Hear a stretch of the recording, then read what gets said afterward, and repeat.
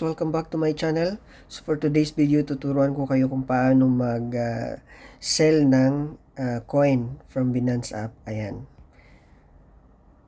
So, nakabuy na tayo ng coin Solana. So, silipin natin sa spot trading. Ayan, nakabuy tayo. Meron tayong 1.9 share ng Solana.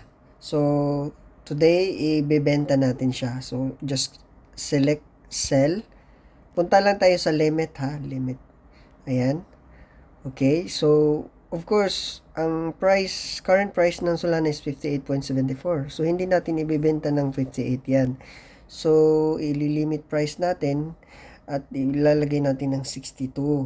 Ayan. So amount of Solana, ilagay lang natin na 100%. Then sell sold. Ayan. And so, malalagay na siya sa open orders. Thank you guys for watching.